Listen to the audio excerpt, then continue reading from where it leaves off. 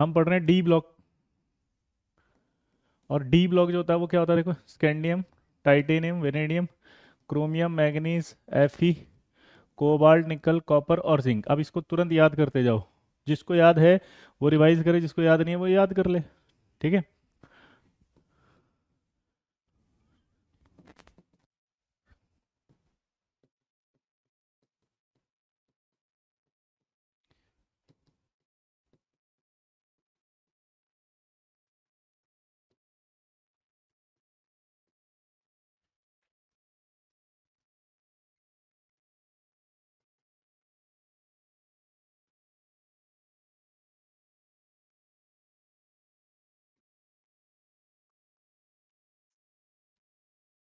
इसको याद करना ऐसे, इसको कहा जाएगा फर्स्ट ट्रांजिशन सीरीज या थ्री डी सीरीज।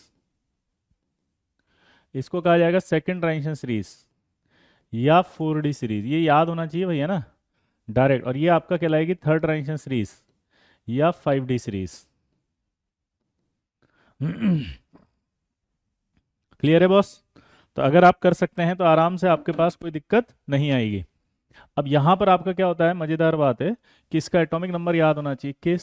22, 23, 24, 25, 26, 27, 28, 29 और 30। इसी तरह से यहाँ पर आपका 39 आएगा, ये 57 आएगा और ये 89 आएगा, ये 72 होता है, ये आपका 104 होता है। यानी कि यहाँ से यहाँ जब जाते हैं तो यहाँ सीरियम 58 आता है और सीरियम 58 से लेकर के लुटीशियम 71 आता है। यहाँ से यहाँ जब जाते हैं तो थोरियम 90 आता है और लोरेंशियम 103 तक आ जाता है। Clear boss? ये कहलाते हैं आपके 4F सीरीज। ये क्या कहलाएगा? 4F सीरीज या लेंथेनाइड सीरीज। ठीक है। ये कहलाएगा आपका 5F सीरीज या आपका एक्टिनाइड सीरीज।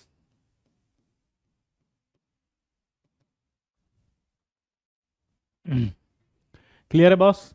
तो यहां पर अगर हम बात कर रहे हैं इस चीज की, तो यहां पर आप देख सकते हो ये पूरी की पूरी सीरीज फर्स्ट ट्रांजिशन सीरीज कहलाएगी, ये पूरी की पूरी सेकंड ट्रांजिशन सीरीज कहलाएगी, ये पूरी की पूरी थर्ड ट्रांजिशन सीरीज कहलाएगी।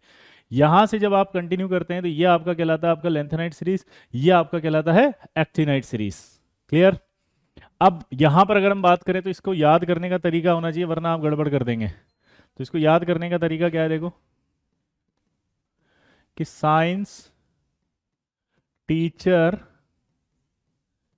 विनीता किरमानी मन फेको नी क्यों जान जलाती हो। क्लियर? आ गया? पक्का? अब दिमाग की बत्ती जल गई, ये याद हो जाएगा फटाक से। जल्दी बोलो हाँ या ना। अरे एक बार हाँ तो बोल दो, लल्ला मचा दो हल्ला गली मोहल्ला। ठीक है। अब यहां से भी याद करने पड़ेंगे आपको। तो यहां से जब याद करोगे आप, तो यहां से याद करने पर देखो अब क्या होगा। ठीक है। इसको कैसे बोलेंगे हम? स्कूटर, यामा, लाओ एसी। क्या बोलेंगे जल्दी बताओ इसको? स्कूटर, यामा, लाओ एसी। तो स्कूटर, यामा, लाओ एसी आएगा। ठीक। ये जो आएगा, अब बाबूजी से कहा आपने, जब आपसे कि बाबूजी स्कूटर यामा लाओ एसी, बाबूजी ने मना कर दिया, तो आपने क्या बोला उनको? तिजोरी हाफ क्यों? आपने बोला बाबूजी पैसे कहाँ गए? तिजोरी हाफ क्यों?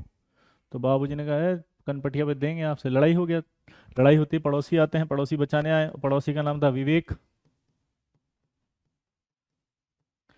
निभाता है। उसने कॉम्प्रोमाइज कराया और बोला कार ले लो, एक कार के अंदर आपका सबका जो है वो हो जाएगा जुगाड़। तो कार ले ली उन्होंने, लेकिन कार में जो है वो टांगते ना, आप टांगना चाह रहे हो करीना कपूर, बाबूजी टांगना चाह हनुमान जी। फिर झगड़ा हो गया, कार में टांग। और तुम जिसके लिए बोल रहे थे उसका नाम क्या था? मैगनीस, क्योंकि तुमने चाइनीज से शादी करी थी। तो मैगनीस। और वो क्या काम करती थी? टेक्नीशियन थी। रही। मैगनीज अपनी दोस्त को भी लेकर आई थी और वो रूठ गई। तो वो उस दोस्त का नाम था फिर रूथी, ऑस्मी, दोस्त को गुस्सा आ जाता है हर बात में, छोटी छोटी बात में, ठीक है। और गुस्सा होकर के कहाँ आ गई, रोड पर। तो हमने बोला क्यों रोड पर आई, गुस्सा आ गया तो रोड पे भाग जाएगी, क्यों रोड पर आई। अब एक और पड़ोसी थी, उसका नाम क्या था, नई, पड़ोसन पटना की। तो ये इनके चक्कर में, रूथी के चक्कर में, पड़ोसन पटना की के चक्कर में क्या हो गया, हमारा मन ही नहीं कर रहा, इसलिए हम बोल रहे हैं क्यों आ गया हूँ। हमने पूछा क्यों आ गया हूँ, जिंदगी तो कबाड़ हो गई मेरी, कोई मतलब ही नहीं रहा।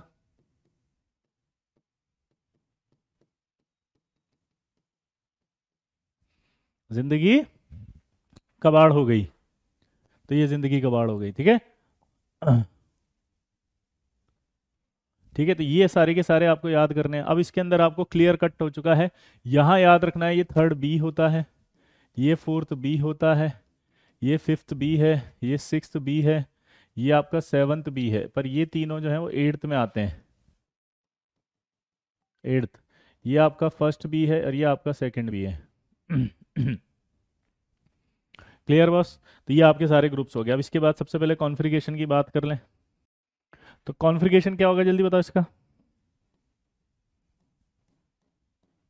कॉन्फ़िगरेशन होगा NS2 N-1D, क्या होगा, N-1D 1 टू लेकर के 10 और NS 0 to 1, यही आएगा। क्लियर है बॉस, या 1 to 2, ठीक है, कुछ भी लिख सकते हैं हम। ये आपका कॉन्फ़िगरेशन होगा। अब कॉन्फ़िगरेशन के बाद आपका आता है एटॉमिक साइज। तो आप सबको पता होना चाहिए कि एटॉमिक साइज की जब बात करते हैं, scandium, titanium, vanadium, chromium, manganese, Fe, cobalt, nickel, copper और जिंक, यहाँ से यहाँ तक तो कम होती है कौन, ठीक है। लेकिन जब इन दोनों की बात करेंगे तो इन दोनों के अंदर क्रोमियम की ज़्यादा होती है। तो यहाँ क्या होता है, जेड इफेक्टिव ज़्यादा होता है शील्डिंग इफेक्ट से, तो साइज आपका कम होगा, तो मिडिल तक कम है, फिर यहाँ ऑलमोस्ट सेम हो जाता है। क्यों, क्योंकि जेड इफेक्ट जो है वो शील्डिंग इफेक्ट के ऑलमोस्ट बराबर है। यहाँ जब जाएंगे तो आपका जो है वो जेड इफेक्ट ज़्यादा, सॉरी, कम हो जाता है, इसलिए साइज बढ़ जाएगा ये, ठीक है। अब इसको है ना डी ब्लॉक के अंदर आपको डायरेक्ट एक याद रखना कि बहुत अच्छा सवाल पूछेगा आपसे। कैसे सवाल पूछेगा देखो, डी ब्लॉक एनसीईआरटी कैसे सवाल पूछेगा देखो। ये टेबल से बहुत सारे सवाल आते हैं, इस टेबल को हम तुरंत याद करेंगे। जैसे पहला सवाल, अगर मैं आपको यहाँ क्या बोल रहा हूँ अभी, मैंने बोला साइज, तो साइज को सबसे पहले देखेंगे। इलेक्ट्रॉनिक कॉन्फ़िगरेशन ये रहा देखो, सबको पता है 3D1 4s2 आएगा एम का। अगर प्लस बनाना हो तो पहले एस में से निकलेगा, 2 बनाएंगे तब भी एस में से निकलेगा, 3 बनाएंगे तब भी एस में से निकलेगा, ठीक है। सबसे पहले आपको याद रखना है ये एंथैल्पी ऑफ एटोमाइजेशन। तो एंथैल्पी ऑफ एटोमाइजेशन सबसे ज़्यादा वेनेडियम की होती है। ये क्वेश्चन पूछेगा एंथैल्पी ऑफ एटोमाइजेशन किसकी ज़्यादा होगी, जल्दी बताओ। एटोमाइजेशन वेनेडियम की, किसकी होगी गोपाल। हाँ बेटा, अभी भी कर सकते हैं रिवीजन और सब कुछ अच्छा हो सकता है। मॉक टेस्ट के नंबरों पर टेंशन मत लो। क्या बोला, जल्दी बताओ। मॉक टेस्ट के टेंशन मत लो। ये आप देखो, ये क्या दिख रहा है, ये क्या दिख रहा है, ये जल्दी बताओ। वेनेडियम। तो क्वेश्चन कैसा आएगा कि भैया एक ऐसा एलिमेंट है एक्स जिसकी एटोमाइजेशन एंथैल्पी सबसे ज़्यादा है, तो उसका जो ऑक्साइड है उसके अंदर जो है वो नेचर क्या होगी। तो आंसर आएगा V2O5, और V2O5 आपको पता है क्या होता है, बोलो। V2O5 एम्फोटेरिक होता है। तो आपका या बोलेगा V2O5 बनेगा तो एक्स की वैल्यू क्या होगी, 5। क्लियर है गोपाल, सब हो जाएगा बेटा, टेंशन मत लो। आर आर, ठीक है, समझ में आ रहा है। R R Gopal, R R समझ में आ रहे हैं। तो ये वेनेडियम सबसे हाईएस्ट होगा। लोएस्ट बताओ किसकी होगी हीट ऑफ एटोमाइजेशन, तो जिंक की। अब अगर जिंक के लिए बना दे तो कर लोगे, ठीक है ना। इसके बाद आयनाइजेशन एंथैल्पी की देखो, फर्स्ट की आयनाइजेशन एंथैल्पी ये रही। तो आप फर्स्ट आयनाइजेशन एनर्जी की बात करो तो लेफ्ट से राइट जा रहा हूँ, देखो लेफ्ट से राइट जाते ही आपके फर्स्ट आयनाइजेशन एंथैल्पी की बात कर रहे हैं यहाँ पे। इसकी 31 है, इसकी 56 है और इसकी 50 हो गई।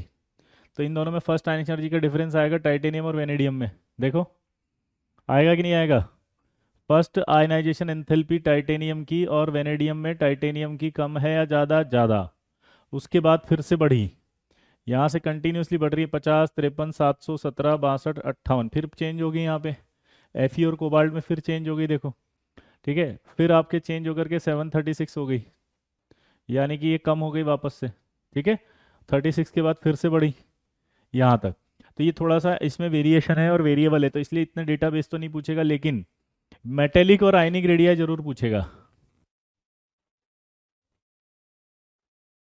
बात करके जाना है मेटेलिक और आयनिक रेडियाई। अभिजीत, मैंने मना किया ना मॉक टेस्ट के नंबर मत देखो वरना बहुत डिप्रेशन आ जाएगा। यहाँ देखो, ये आपके सबसे हाईएस्ट मेटेलिक रेडियाई की बात करें तो देखो किसकी हो रही है। अगर मैं यहाँ बात करूँ तो क्रोमियम की यहाँ पर सबसे कम हो रही है, वापस मैंगनीज बढ़ रहा है।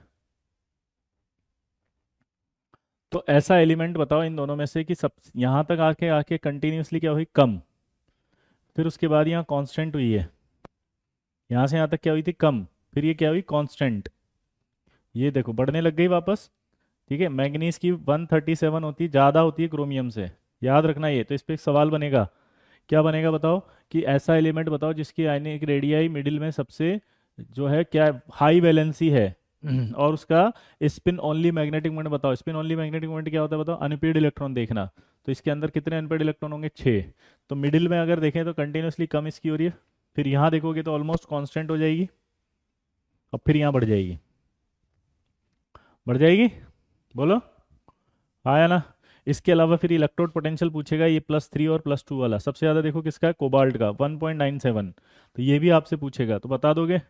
डेंसिटी की बात करेगा, फिर से डेंसिटी किसकी हाईएस्ट होगी, डेंसिटी अगर बोले तो हाईएस्ट किसकी बोलेंगे हम, कॉपर की। ये 1 पॉइंट ऐसे होता है 0 और ये 1.1, तो हाईएस्ट इसकी बोलनी है आपको। ठीक है, अगर बराबर पूछ ले तो किस किस की बोलोगे, निकल की और कॉपर की बराबर, लेकिन हाईएस्ट पूछे तो सिर्फ कॉपर की। क्लियर। और डेंसिटी लोएस्ट पूछे तो इसकी। ये सारे सवाल आएंगे, मैं फिर से बोल रहा हूँ, कर लोगे भाई। सुमित हाय, बहुत दिनों बाद, जय जगन्नाथ। कहाँ चला गया था यार, तुमने तो बात करना ही बंद कर दिया। सुमित भैया, तुमने तो बात ही करना छोड़ दिया हो बे, एकदम जय जगन्नाथ हो गए हो तुम तो, हैं, एकदम गायब हो गए हो, हैं, पूरा कोर गायब हो गया है। कॉन्फ़िगरेशन के एक्सेप्शन याद कर रहे हैं, वो पीरियोडिक में बताते हैं ना श्रीधर, तो वहाँ पीरियोडिक से याद हो जाएंगे वो। ठीक है, तो चलिए वापस से एक बार रिवाइज करते हैं इस टेबल को। पहला सवाल, मुझे बताओ हाईएस्ट डेंसिटी किसकी है, आंसर बोलो, फटाफट बोलो, क्योंकि यही सवाल आएंगे, हाईएस्ट डेंसिटी किसकी है, तो आंसर आएगा कॉपर की। ठीक है, दूसरा सवाल, लोएस्ट जो है वो डेंसिटी किसकी है, तो आप क्या बोलोगे, जल्दी बताओ। अच्छा अच्छा, ठीक है, वेरी गुड सुमित। हाँ, तो बताओ लोएस्ट किसकी है, तो आप बोलोगे हीट ऑफ एटमाइ बोलो हीट ऑफ एटमाइजेशन सबसे कम किसकी है, तो हीट ऑफ एटमाइजेशन की बात करें तो सबसे कम जिंक की है। अच्छा, उसके बाद अगर बोले कि बताओ डेंसिटी की बात, डेंसिटी सबसे कम किसकी है, तो आप बोलोगे डेंसिटी सबसे कम किसकी है, स्कैंडियम की। और हीट ऑफ एटमाइजेशन किसकी कम है, जिंक की। उसके बाद है मेटेलिक रेडियाई के अंदर बताओ, अगर मैं मैग्नीज और कॉपर में कंपेयर करूँ तो कॉपर की कम है, मैग्नीज की ज़्यादा है, तो इसका मतलब क्या आएगा, अगर मैं बोलूँ ऐसा एलिमेंट जिसमें कम है और वो हाईएस्ट ऑक्सीडेशन स्टेट रख रहा हो, तो क्रोमियम आएगा, और क्रोमियम के केस में 3d5 4s1 आ जाएगा। तो इसका मतलब क्या हुआ, 3d5 4s1 आते ही 6 अनपेड इलेक्ट्रॉन आ गए। तो आपसे बेसिकली डी ब्लॉक में बहुत सारे सवाल ऐसे बोलेगा स्पिन ओनली मैग्नेटिक मोमेंट वाले। तो स्पिन ओनली मैग्नेटिक मोमेंट का मतलब अनपेड इलेक्ट्रॉन, और अनपेड इलेक्ट्रॉन जैसे मान लीजिए एक है, ये टेबल याद हुई नहीं हुई पहले बता दो। ऑक्सीडेशन पोटेंशियल सबसे ज़्यादा किसका आया, कोबाल्ट का। ये टेबल अगर याद है तो आपका पीवाईक्यू सलट जाएंगे खूब सारे। जल्दी जल्दी इस टेबल को याद करो फटाफट से, पक्का से। चलिए, तो वापस अपन आ जाते हैं फटाफट से। आई होप आपको याद होगी टेबल, इसमें बहुत सारे सवाल आपके निपट जाएंगे। अरे, तो इन दोनों में जब कंपेयर करोगे तो आप बताओ इसकी क्या आई थी, 129, इसकी कितनी आई थी, 130, बोलो 130, 129, 137, 129 और 137, तो ये एटॉमिक साइज हो जाएगी। इसके बाद आता है ट्रांजिशन एलिमेंट।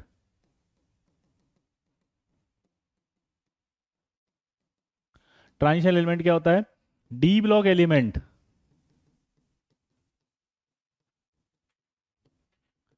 विच हैव क्या बोला उसने, D block element which have partial D orbital.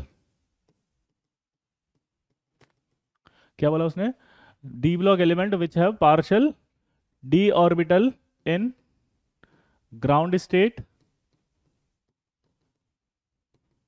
और इन स्टेबल ऑक्सीडेशन स्टेट।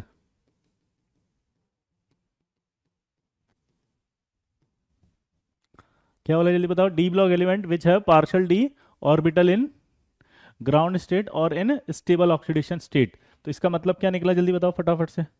तो इसका मतलब ये निकला है कि यहाँ पर अगर हम बात करें जैसे कॉपर की, तो कॉपर की केस के अंदर अगर हम बात करते हैं तो कॉपर के अंदर क्या आएगा? 1s2 आएगा, 2s2 आएगा, 2p6 आएगा, 3s2 आएगा, 3p6 आएगा और 4s2 आएगा। लेकिन यहाँ पर 4s1 3d10 हो जाता है, ये आपको याद रहेगा। ठीक है, अब ये कॉपर प्लस वन भी बनाता है, कॉपर प्लस वन बनाएगा तो ये आएगी सिचुएशन, हाँ आया ना? तो ये आपका क्या आ जाएगा? 4p6 और 3d10, तो डी तो पूरा भरा हुआ है, लेकिन कॉपर एक और ऑक्सीडेशन स्टेट बनाता है +2, तो 1s2 आएगा, 2s2 आएगा, 2p6 आएगा, 3s2 आएगा, 3p6 आएगा और 3d9। तो ये आपकी +2 भी शो कर रहा है, उसमें पार्शियल फिल्ड हो गया, हाँ या ना? जल्दी बताओ, है क्लियर? चलिए, तो यहां तक आपको आ गया। तो इसका मतलब क्या होता है कि जिंक, कैडमियम और Hg जो होते हैं यही आपके डी ब्लॉक एलिमेंट होते हैं, लेकिन ये ट्रांजिशन एलिमेंट नहीं है, D block element but not transition element.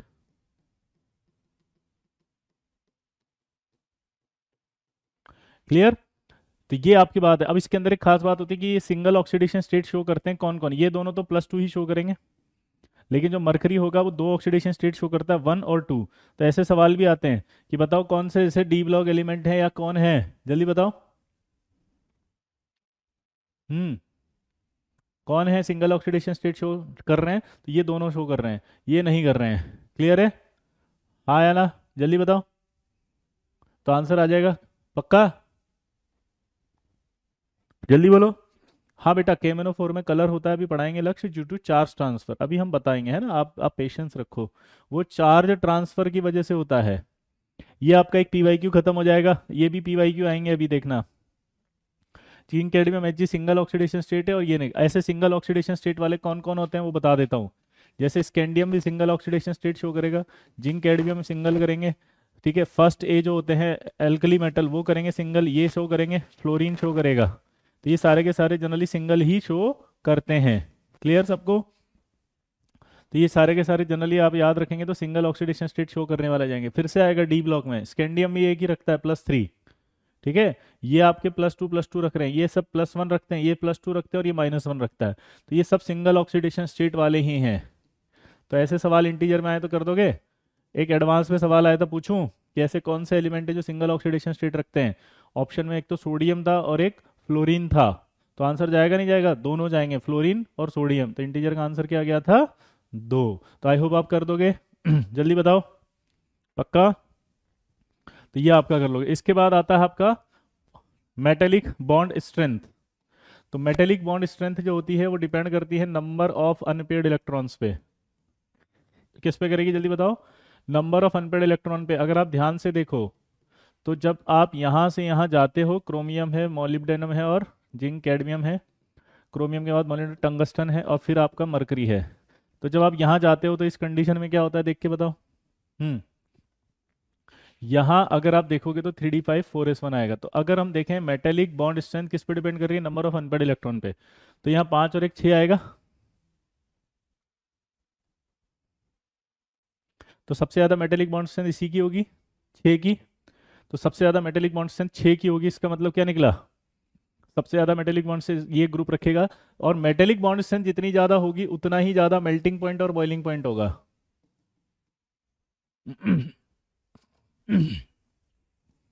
Metallic bond strength जितनी ज्यादा होगी उतना ही ज्यादा होगा। तो मेल्टिंग पॉइंट बॉइलिंग पॉइंट इस ग्रुप का ज्यादा होता है, इसीलिए आपको याद है टंगस्टन को यूज किया जाता है फिलामेंट में। जल्दी बताओ किस में यूज किया? सुमित क्या बोला जल्दी बताओ? सुमित, मेटेलिक बॉन्ड स्ट्रेंथ किस में यूज किया जाता है सबसे ज्यादा? Melting point boiling point, tungsten. तो अगर आपसे बोले क्वेश्चन की एक फिलामेंट बनाना है मुझे, उसके लिए कौन सा एलिमेंट लूं? और ऑप्शन दे रखे हैं, अब देखो। जैसे मैं सवाल पूछ लिया आपसे, सवाल ये बोला उसने कि X ray tube filament which metal is better?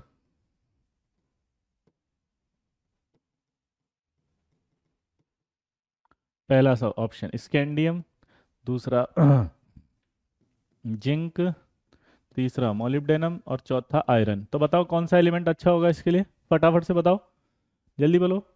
कौन सा यूज करना चाहिए, एक्सरे फिलामेंट बताना है मुझे, और कौन सा एलिमेंट लूँ, तो जो मेल्टिंग पॉइंट याद रखेंगे वो लूंगा, या तो क्रोमियम या मोलिब्डेनम या टंगस्टन।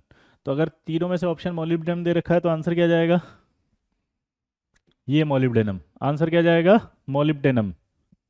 Clear boss? हाय संस्कार, हाउ आर यू, कैसे हो, माय गॉड, ये समझ में आ गया। तो मोलिब्डेनम आंसर जाएगा, तो इसको आप कर सकते हैं। क्लियर?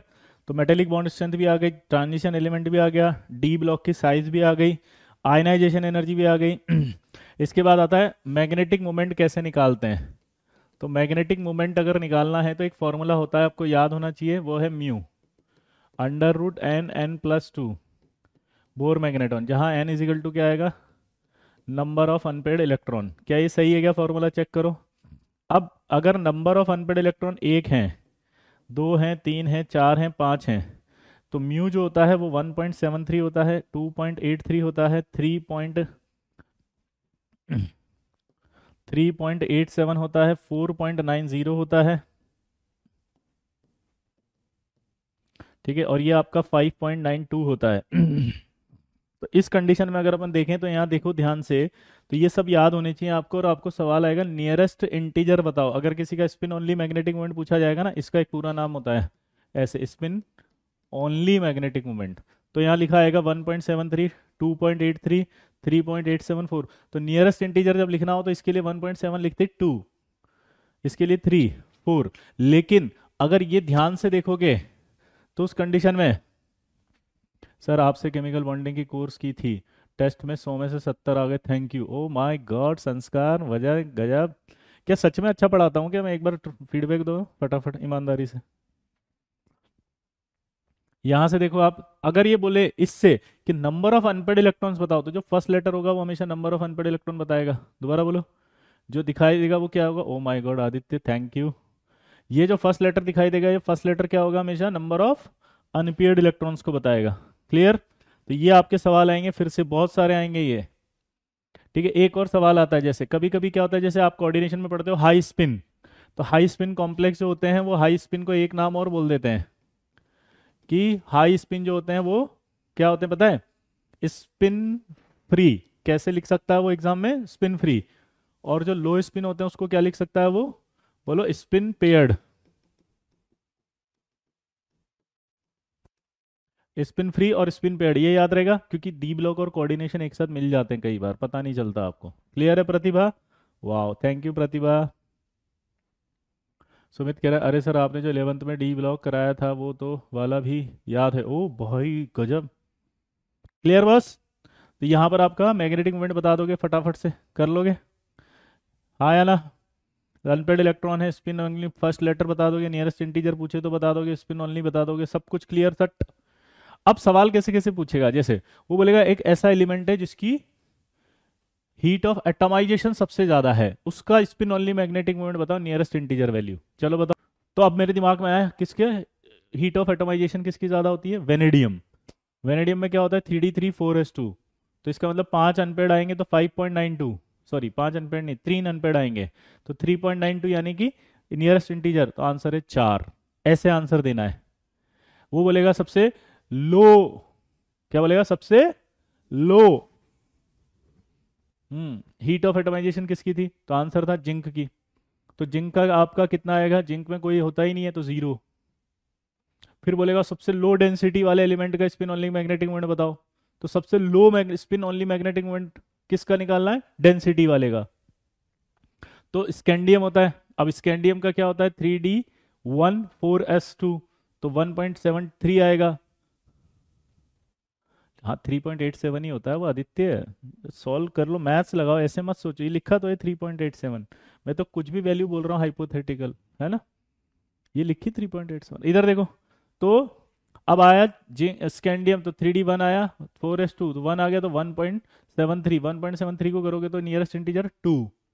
तो ऐसे सवाल आएंगे। फिर बोलेगा कि डी ब्लॉक के अंदर जो है वो लेफ्ट से राइट जाते हैं, ध्यान सुनना, लेफ्ट से राइट जाते हैं, और लेफ्ट से राइट जाने पर, जल्दी बोलो, लेफ्ट से राइट जाने पर, लेफ्ट से राइट जाने पर जो सबसे कम होता है मिडिल में, उसके अंदर स्पिन ओनली मैग्नेटिक मोमेंट की वैल्यू बताओ।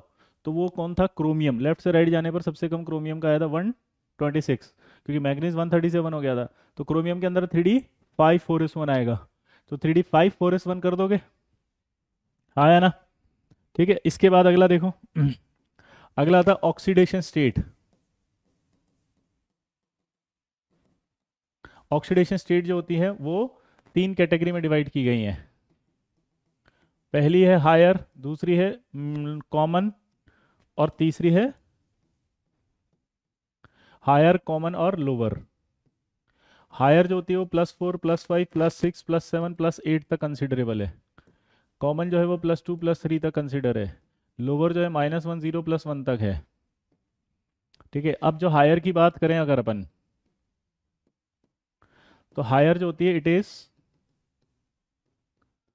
फाउंड इन, किस में पाई जाएगी देखो, इट इज फाउंड इन, किस में पाई जाएगी जल्दी बताओ, it is found in their oxides, fluorides and oxyfluorides. Oxides, fluorides and oxyfluorides. ठीक है, it is found in their oxides, fluorides and oxyfluorides, because, बोलो, oxygen and fluorine both are strong, both are, बोलो, more electronegative. ठीक है, and या यूं कहें both are strong oxidizing agent, both are strong oxidizing agent because of their small size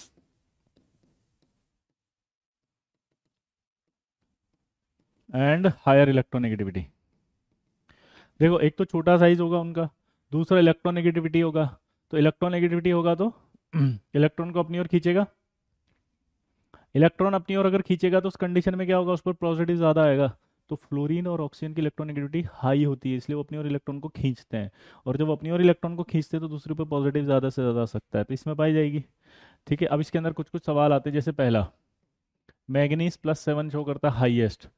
ठीक है, but with oxygen.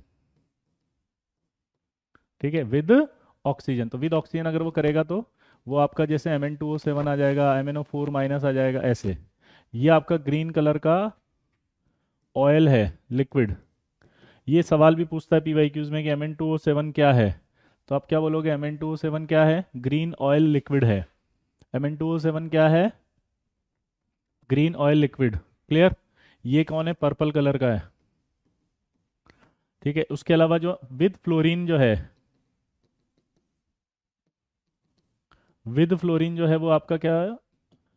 Highest जो है वो विद फ्लोरीन कभी भी Mn7 एग्जिस्ट नहीं करेगा, Mn4 एग्जिस्ट करेगा, पर वो भी अनस्टेबल होगा। तो आपका MnF3 में टूट जाएगा। तो फ्लोरीन के साथ अगर पूछे कि भैया बताओ कौन है, तो आप आंसर दोगे MnF3, क्योंकि ये अनस्टेबल है, टूट जाएगा। क्लियर? तो फ्लोरीन के साथ जो कंपाउंड है उसके अंदर आपसे पूछे तो आंसर टिक कर दोगे। बेटा, आपकी रैंक ही मेरे लिए बहुत बड़ा गिफ्ट है। क्लियर? हाँ रानी, अगर आपको लगता है तो यू कैन ज्वाइन। क्लियर? अभिषेक, बहुत जल्दी कराएंगे बेटा, पहले डी ब्लॉक करा दे, क्योंकि सॉल्ट और डी ब्लॉक के मिक्स्ड आते हैं सवाल, है ना। I appreciate your patience, thanks a lot. ठीक है, तो आंसर टिक करोगे नहीं करोगे जल्दी बताओ। MnF3 टिक कर दोगे, MnF2 अनस्टेबल होता है, टूट करके इसमें आ जाएगा। Clear boss? Clear boss? जल्दी बताओ फटाफट, यस यस यस लिख के बता दो।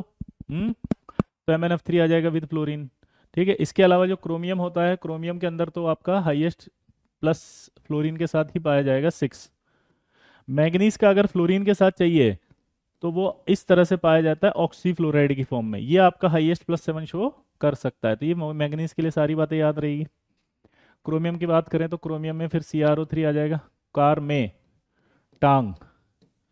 ये आपका अनस्टेबल होता है, ये टूटना चाहता है, इसलिए ये ऑक्सीडाइजिंग एजेंट होता है, बट ये स्टेबल होते हैं तो ये नहीं टूटेंगे, इसलिए नॉट ऑक्सीडाइजिंग एजेंट। तो अगर आपसे क्वेश्चन पूछे कि नीचे आने पर ऑक्सीडाइजिंग पावर क्या हो रही है, कम, तो आप बोल दो कि नीचे आने पर कम हो रही है, हाँ। ऑक्सीजन के साथ जो है वो और भी पाए जाएंगे, क्रोमेट की फॉर्म में और डाईक्रोमेट की फॉर्म में, है ना।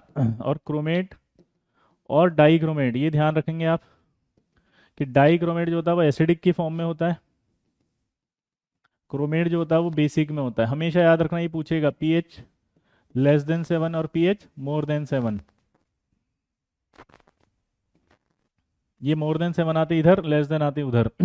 ये सवाल बहुत पूछा जाता है, कर लोगे? जल्दी बोलो। ठीक है, इसका कलर याद रखना, कलर भी पूछेगा। ये कलर क्या होता है? येलो। ये कलर क्या होता है? ऑरेंज। क्लियर है बॉस? पक्का? सच बोलो, जल्दी जल्दी जल्दी जल्दी। Clear boss? चलिए, तो ये आपके ऑक्सीडेशन स्टेट की बात हो गई। ठीक है। इसके अलावा आपसे आता है जैसे कॉपर है, कॉपर +2 है और कॉपर +1 है। अगर मैं बात करूं यहाँ 3D10 है या 9, तो आंसर आएगा 3D9 है, यहाँ 3D10 है। तो अगर मैं लॉजिक की बात करूँ तो इन दोनों में कौन ज़्यादा स्टेबल है? ये। तो ये बहुत इंपॉर्टेंट सवाल है। ये ज़्यादा क्यों होता है? Due to high hydration energy. High hydration energy, ये हाई हाइड्रेशन एनर्जी की वजह से स्टेबल होगा। क्लियर? ये ध्यान रखना, बहुत इंपॉर्टेंट सवाल ये भी आता है। इसके अलावा जो सवाल आएंगे, अब आएगा common oxidation state. Common oxidation state जो होती है वो आपकी +2 +3 होती है और it is found in there sulphide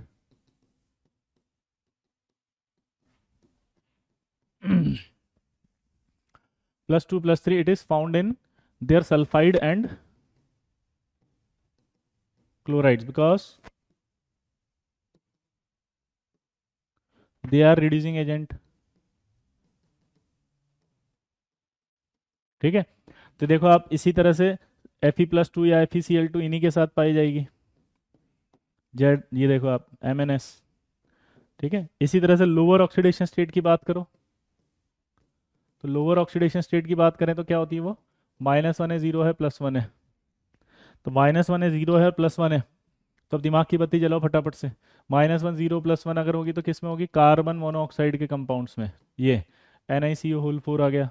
ठीक है, इसी तरह से आपका VCO5 आ गया, या VCO6 माइनस आ गया। क्लियर है? तो ये आपका NiCO4 आ गया, VCO6 माइनस आ गया। क्लियर है बॉस? तो यहाँ से आप आराम से अपने सारे कर सकते हो, प्लस वाला भी आ जाएगा। तो ऑक्सीडेशन स्टेट से रिलेटेड जितने सवाल आएंगे वो कर दोगे। ऑक्सीडेशन स्टेट के बाद आता है, अब सबसे सिंपल आता है एक अलॉय फॉर्मेशन। तो अलॉय फॉर्मेशन की जब बात आती है तो अलॉय फॉर्मेशन क्यों कर सकते हैं बताओ? कि दीज एलिमेंट शो, बोलो, these element, these elements show बहुत ज्यादा प्रॉपर्टी रखते हैं अलॉय फॉर्मेशन की, because of their small size. Variation, यानी कि जो वेरिएशन होता है वो बहुत कम होता है। तो अलॉय बनती कैसे है वो समझो। अलॉय बनती है जब सिमिलर साइज वाले एटम एक दूसरे की प्लेस पर आ जाते हैं। तो these element show variable oxidation state, sorry, show strong alloy formation tendency.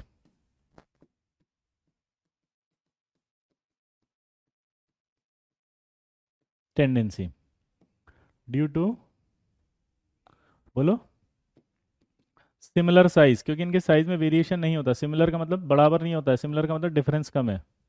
ठीक है, सबके साथ अलॉय बनाते हैं। Mercury can form alloy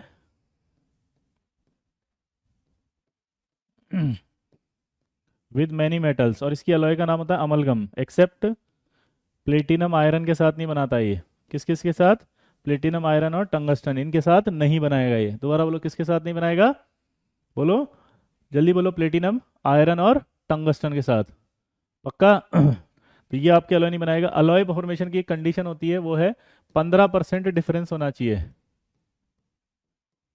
maximum difference जो साइज का होना चाहिए 15% तक चलता है, ताकि वो आराम से आपस में एक दूसरे के अकोमोडेट हो जाए। तो साइज डिफरेंस अलॉय फॉर्मेशन के लिए कितना होता है बताओ आपस में? 15%। क्लियर है सबको? इसके बाद ट्रांजिशन एलिमेंट कुछ नॉन ट्रांजिशन एलिमेंट्स के साथ भी बनाते हैं, जैसे ब्रास और ब्रॉन्ज। ब्रास और ब्रॉन्ज की बात करें तो ब्रास जो होगा वो आपका कॉपर होगा, कॉपर होगा। अब एक जगह आपका जिंक है, एक जगह टिन है, तो ये भूल जाओ तो याद रखना की पॉइंट कि जहाँ एस है वहाँ एस नहीं है, जहाँ जेड है वहाँ जेड नहीं है। तो यहाँ अपने आप आ जाएगा कि ब्रास में कॉपर प्लस जिंक होता है और ब्रॉन्ज में कॉपर प्लस टिन होता है, और ये नॉन ट्रांजिशन एलिमेंट्स के साथ भी अलग बनाती है। एक आता है जर्मन सिल्वर, तो याद रखना जर्मन सिल्वर में कभी सिल्वर नहीं होता है। ठीक है, क्या बोला बताओ मैंने, बोलो जर्मन सिल्वर। ठीक है, सिल्वर नॉट प्रेजेंट। तो एक सवाल पूछेगा कि कौन सा एलिमेंट नहीं प्रेजेंट होता जर्मन सिल्वर में, तो आंसर क्या दोगे आप, सिल्वर ही प्रेजेंट नहीं होता। क्लियर हो गया बॉस? बेटा ये यहाँ पे नहीं बताएंगे, हाइड्रोजन एनर्जी बाद में बताएंगे सुमित, है ना, ये दिस इज नॉट है। ठीक है ना। तो आगे देखें, अब एलॉय फॉर्मेशन के बाद आता है इंटरस्टिशियल कंपाउंड।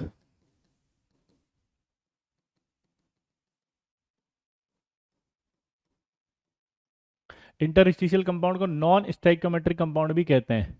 ये क्या होते हैं, जैसे मेटेलिक स्ट्रक्चर होती है इनकी। ठीक है, ये मेटेलिक स्ट्रक्चर रखने वाले हैं, दोबारा बोलो, ये क्या है, मेटेलिक स्ट्रक्चर रखते हैं डी ब्लॉक एलिमेंट, और इसमें आकर के small size atom like boron carbon nitrogen और हाइड्रोजन आकर के बैठ जाते हैं। क्या बोला जल्दी बताओ, कौन कौन आके बैठ जाएंगे, बोरोन कार्बन नाइट्रोजन और hydrogen. Thank you know one, oh my God. जल्दी से बताओ कौन से atom, small size atom like boron carbon nitrogen और हाइड्रोजन, ये जब यहाँ आकर के बैठ जाएंगे तो जो बनने वाला कंपाउंड होगा उसको इंटरस्टिशियल कंपाउंड कहा जाएगा। अब सोचो यहाँ अगर आके कोई बैठ गया बीच में तो गैप भर गया, तो डेंसिटी बढ़ जाएगी, हार्डनेस बढ़ जाएगी, डेंसिटी बढ़ जाएगी।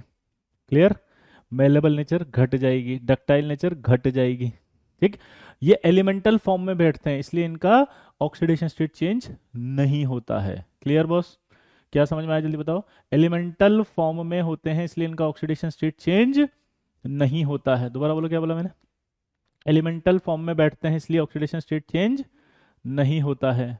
क्लियर? बेटा मैं जीओसी नहीं पढ़ाऊंगा, ऑर्गेनिक इनऑर्गेनिक का टीचर हूँ बेटा, डेली लाइफ, है ना। हाँ, तो यहां पर आपका क्या होता है, बोलो।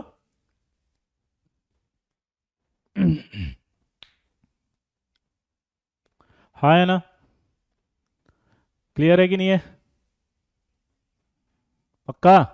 तो यहां पर अगर हम बात करेंगे जैसे, तो ये आपको जो दिखाई दे रहे हैं ये दिखाई देंगे, यहाँ पे बैठ जाएंगे, तो जैसे ही बैठ जाओगे तो क्या होगा, हार्डनेस। तो कुछ बोरोन जो होते हैं जब वो बैठ जाते हैं तो बोरोइड्स कहते हैं उनको, तो वो बोरोइड जब हैं तो बोरोइड्स की वजह से हार्डनेस इतनी ज़्यादा हो जाती है कि वो पहुंच जाते हैं डायमंड के साथ हार्डनेस में, तो some borides approach diamond in hardness. Clear? तो इंटरस्टिशियल कंपाउंड हो गया। फिर आपका आएगा कैटलिस्ट। कैटलिस्ट की बात करें तो these metals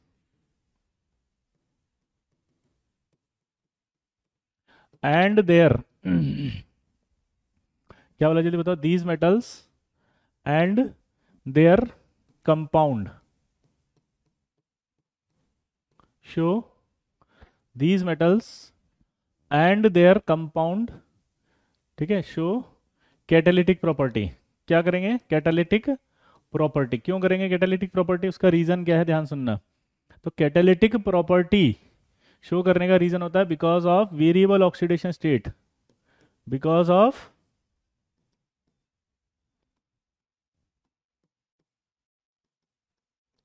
variable oxidation state and variable oxidation state and, बोलो, वैकेंट डी ऑर्बिटल। क्योंकि इनके पास वेरिएबल ऑक्सीडेशन स्टेट होती है और वैकेंट डी ऑर्बिटल्स होते हैं, जिसकी वजह से ये आसानी से कैटलिस्ट बना लेते हैं। अब कैटलिस्ट में बहुत सारे आएंगे एग्जाम में, जैसे पहला आएगा जिगलर नाटा कैटलिस्ट। क्या आएगा, जिगलर नाटा कैटलिस्ट। अब ये याद करने हैं भाई, ये सवाल आएंगे TiCl3 plus AlC2H5 whole thrice. Ziegler Natta catalyst polythene, ठीक है, बनाने के काम आता है। कहाँ काम आएगा, पॉलीथीन। और एक्टिव स्पीशीज इसमें क्या होगी, ये TiCl4 है, इसकी एक्टिव स्पीशीज TiCl3। उसके बाद आता है जैसे ओस्टवाल्ड मेथड, तो ओस्टवाल्ड में क्या बनाया जाता है, nitric oxide preparation. And catalyst जो होगा इसके अंदर वो कौन होगा बताओ, प्लेटिनम और RH। ठीक है, इसके बाद आपका आएगा विल्किंसन कैटलिस्ट। ये फॉर्मूले आएंगे सारे। विल्किंसन कैटलिस्ट जो होता है वो आपका होता है RHClPPH3। मुझे ये बताओ क्या इसमें फॉस्फीन है क्या, क्या पीएच 3 में फॉस्फीन है क्या? नहीं। तो अगर सवाल आ जाए कि विल्किंसन कैटलिस्ट में पीएच 3 होती है क्या? पीएच 3 नहीं होती है, देखो ध्यान से, ये ट्राइफिनाइल फॉस्फीन है। हाँ हाँ सोनू, देखो अगर आपके पास टाइम है सोनू, तो मैंने यहाँ पर पढ़ाया है और आप आराम से वन शॉट से कंप्लीट कर सकते हो, ठीक है ना? हाँ, क्लियर हो गया यहाँ तक? तो RHCl PPS3 आ गया। तो विल्किंसन कैटलिस्ट में ये नहीं होती है, ठीक है। अब मैं आपको पूरे डी ब्लॉक में जितने लिखे हैं वही पढ़ा देता हूँ, ताकि मेंस में जो आएंगे वो सीधे के सीधे यही सवाल पूछेगा, यहीं से स्टेटमेंट बनते हैं। तो मेरे हिसाब से अगर आप ये अच्छे से, अभी 2 मिनट दे रहा हूँ, आप याद कर लो ना, तो आपके सारे सवाल सही हो जाएंगे एज इट इज।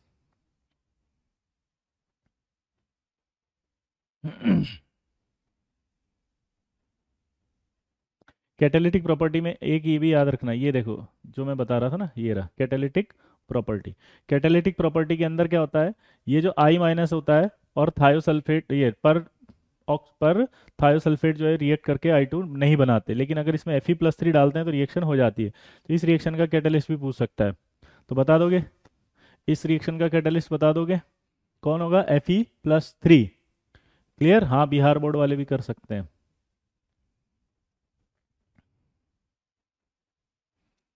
एक सवाल और आता ही है। V2O5 जो होता है रिएक्ट करता है alkaline as well as acids, तो क्या देगा ये? VO4 3- और VO4+। ये बहुत इंपॉर्टेंट है, ये पूछेगा आपसे कि जब V2O5 होता है रिएक्ट करेगा एल्कलीस एज वेल एज एसिड्स, तो क्या देगा? तो VO4 3- देगा, और VO4 नीचे है और प्लस ऊपर है।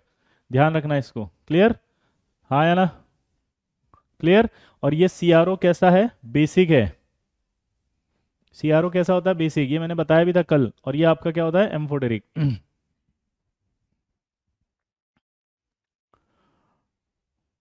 एम्फोटेरिक के through mainly acidic gives S और वेल VO2+ salts.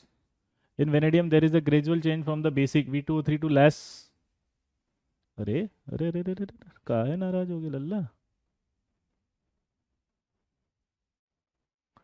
ठीक है, ये वाला याद करो जो मैं बता रहा था अभी लास्ट ही अरे क्या कर रहा है ये?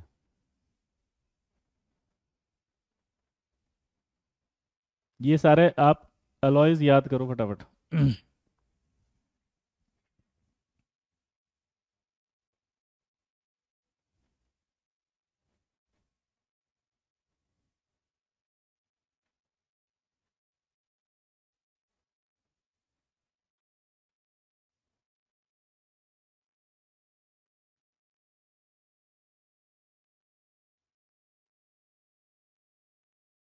अभी आज ही याद कर लेना, नहीं तो ये सवाल नहीं होंगे फिर आपसे इस तरह के, क्योंकि यहाँ से अगर स्टेटमेंट 1 और स्टेटमेंट 2 पूछता है, कॉन्टैक्ट प्रोसेस में H2SO4 बनाते हैं, और H2SO4 का जो कैटलिस्ट होता है वो वेनेडियम पेंटाऑक्साइड होता है V2O5।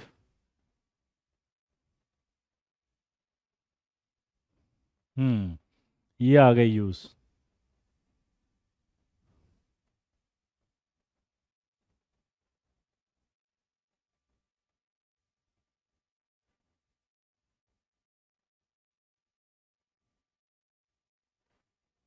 अरे कहाँ गए वो सब लिखे हुए थे ना, ट्रांजिशन एलिमेंट। ये रहे, ये रहे, ये देखो, ये रहे। यहाँ से आएंगे सब। ये वाला एक तो सबसे पहले यूके, ये सिल्वर कौन, यहाँ से पढ़ो फटाफट जल्दी जल्दी। हम्म आयरन और steels are the most important construction material. They are products based on the reduction of iron oxide. ठीक है, तो स्टील कैसे बनाई जाती है? रिडक्शन से। किसके? आयरन ऑक्साइड से। पहला, removal of impurity and the addition of carbon alloying metal such as chromium, manganese and nickel. ठीक है, तो अगर आप देखो स्टील में कौन कौन से मिलाई जाती है, तो क्रोमियम, मैग्नीज और निकल। क्रोमियम है, मैग्नीज है और निकल है। Some compounds are manufactured special purpose such as TiO। अब ये क्वेश्चन पूछेगा डायरेक्ट कि TiO किस लिए। ये डायरेक्ट आपके स्टेटमेंट 1 और स्टेटमेंट 2 आएंगे। TiO for the pigment industry and MnO2 for the use of dry battery cells. ये डायरेक्ट आएगा। बैटरी इंडस्ट्री के अंदर पूछ रहा है कौन कौन है, तो जिंक है, निकल है और कैडमियम है। ये याद करना, ये स्टेटमेंट आए हुए हैं PYQs में, इसलिए बोल रहा हूं जल्दी करो। बेटा मीम मैंने कोऑर्डिनेशन का डाल रखा है, वन शॉट आप जाके देख लो, अपनी कक्षा करके एक यूट्यूब चैनल है, उस पर पड़ा हुआ है 2 पार्ट में। ठीक है, आपका हो जाएगा। ठीक है मीम? हाँ, जल्दी। उसके बाद कह रहा है कि the elements of group 11 are still worthy of being called the coinage metals. Copper, AG, AU क्या कहलाएंगे? Coinage metal. Although AG and AU, ये याद रहेगा भाई, MnO2 ड्राई बैटरी सेल्स में है। बैटरी इंडस्ट्रीज में पूछा गया है तो जिंक के साथ निकल है, जिंक, कैडमियम और निकल। कॉइनेज मेटल याद रहेगा, कॉपर, है ना। आर रेस्ट्रिक्टेड, गोल्ड और silver are restricted to collection items and the contemporary UK copper coins are the copper coated steel. ये एक बहुत इंपॉर्टेंट आएगा। यूके कॉपर किसे कहते हैं? तो यूके यानी कि the silver, UK coins are copper and nickel की अलॉय है। ये एक बहुत इंपॉर्टेंट सवाल बनेगा, बताओ यूके कॉपर का होता है। अभी तक आया नहीं है, बोलो जल्दी बताओ, कर लोगे? जल्दी जल्दी बताओ। कॉपर निकल अलॉय, बैटरी के अंदर कौन था? जिंक, कैडमियम, निकल। यहाँ कौन है? कॉपर और nickel alloy. Many of the metals and of their compounds are essential catalyst in the chemical industry. ये रहा V2O5, याद रहेगा ये V2O5 catalyse the oxidation state of SO2। तो ये क्या बनाता है? सल्फ्यूरिक एसिड, मैन्युफैक्चरिंग, और इसका नाम था कॉन्टैक्ट प्रोसेस। ये TiCl4 आ गया, forms the basis of the Ziggler Natta catalyst, बताया था। यूज टू मैन्युफैक्चरिंग पॉलीथीन, अभी बताया था मैंने, पॉलीथीन बनाने में काम आएगा। आयरन कैटलिस्ट होता है हैबर्स प्रोसेस में for the production of ammonia, N2H2 mix करके बनाते हैं। Nickel catalyst enable to the hydrogenation, nickel किस में यूज होगा? हाइड्रोजिनेशन में। इन द वैकर प्रोसेस, ये बहुत इंपॉर्टेंट है। वैकर प्रोसेस क्या होता है बताओ? Ethene, ethyne to ethanol, clear. इस कैटलिस्ट, तो वैकर प्रोसेस में जो कैटलिस्ट होगा वो कौन होगा? PdCl2। उसके बाद कह रहा है निकल, ये देखो, nickel complex are useful in the polymerisation of alkenes and the other organic compound, clear, such as a benzene. Nickel के फोटोग्राफी इंडस्ट्री में कौन यूज होता है? AgBr, और इसका एक कॉम्प्लेक्स भी बनता है AgBr से। कौन सा था वो? ये वाला कॉम्प्लेक्स है थायोसल्फेट के साथ, ये आपका फोटोग्राफी में बनता है। तो कर लोगे इसको? जल्दी से बताओ फटाफट। अब कैटलिस्ट याद हो गए, फटाफट से बोलो। वापस बोल रहा हूँ, पहला सवाल इधर मेरी तरफ देख के बताओ। यूके कॉपर, यूके सिल्वर क्या है? बताओ यूके कॉइन्स क्या है? यूके कॉपर क्या है? तो आंसर आएगा निकल, और बोलो कॉपर की सिल्वर होती है यूके कॉपर। जर्मन सिल्वर में सिल्वर नहीं होती है। कॉइनेज मेटल कौन सी है? कॉपर, AgAu है। कॉइनेज मेटल्स कौन सी है? कॉपर, AgAu है। उसके बाद अगर अगला पूछूं तो अगला क्या बोलोगे? फटाफट से बताओ। कॉन्टैक्ट प्रोसेस में कौन है? कॉन्टैक्ट प्रोसेस H2SO4 बनाने के लिए है, उसमें जो कैटलिस्ट होता है वो V2O5 है, और वो सल्फ्यूरिक एसिड SO2 को ऑक्सीडाइज करके SO3 में ले जाता है। इसके अलावा पूछ रहा है वैकर प्रोसेस कौन सा है, बताओ। वैकर प्रोसेस है PdCl2, कैटलिस्ट होता है उसके अंदर, जो आपके क्या करता है, बोलो, इथेनॉल बनाता है। ठीक है, इसके अलावा आपसे पूछ रहा है विल्किंसन कैटलिस्ट कौन सा है, तो बताए RHCl PPS3 है। क्या विल्किंसन में है आपका फॉस्फीन? नहीं है। अगला बैटरी के अंदर कौन होता है, तो बताया था जिंक है। ठीक है, उसके बाद कैडमियम और निकल यूज किया जाता है। क्लियर? ये सारे सवाल आपके आएंगे तो निपटा दोगे भाई। क्लियर? ठीक। अब ये ऑक्साइड वाला, एक बच्चा कह रहा है ऑक्साइड वाला भी बता दो सर इसमें, तो ऑक्साइड वाला भी देख लो। ये रहा ऑक्साइड वाला भी, देख लो भाई, एक बार अच्छे से पढ़ लो और याद कर लो इसको, ऑक्साइड वाला भी।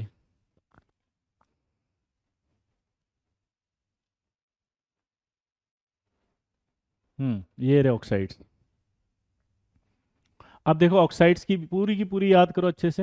अरे, दीज ऑक्साइड्स, ठीक है, ये जो ऑक्साइड है, these oxide generally formed by the reaction of metal with the oxygen of high temperature. सही बात है।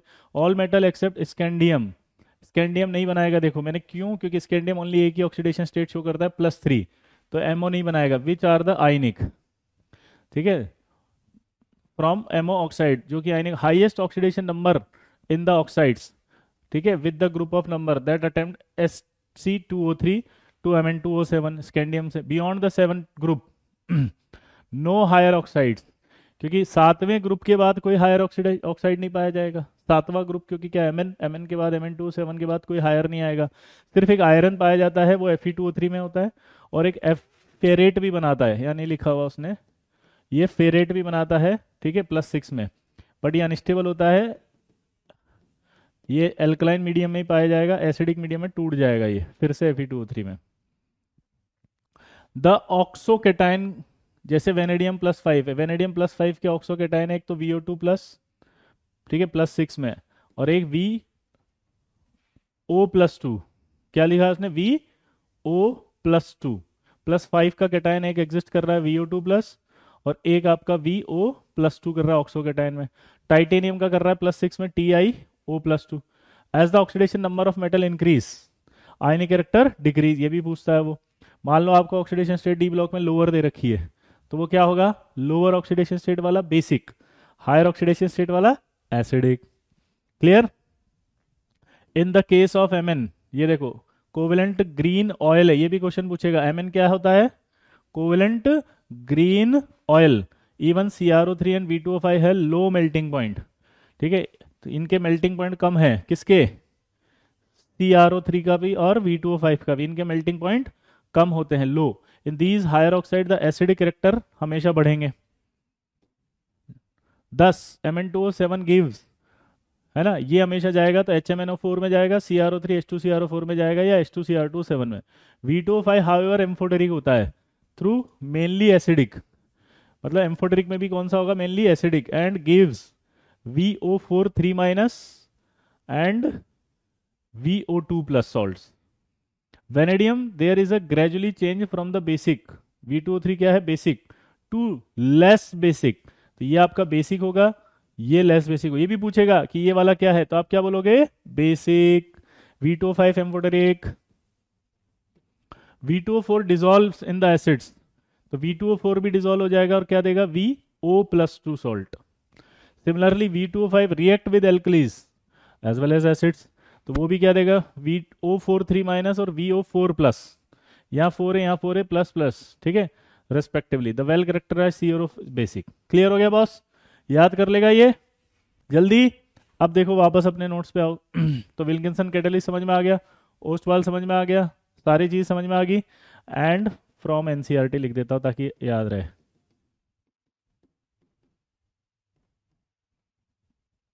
अब देखो अगला, अगला अगर हम बात करें तो ये जितने भी हैं सारे के सारे की पॉइंट देता हूं। पंजाब अली गाना सुनाओ कार में, ठीक है, ये जितने भी है ना, ऑल द पॉसिबल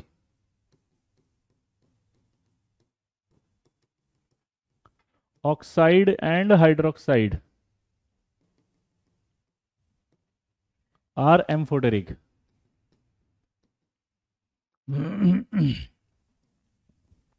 क्या वाला, जल्दी बताओ, all the possible oxides and hydroxides are amphoteric. इनके जितने भी है, जैसे पंजाबे अली गाना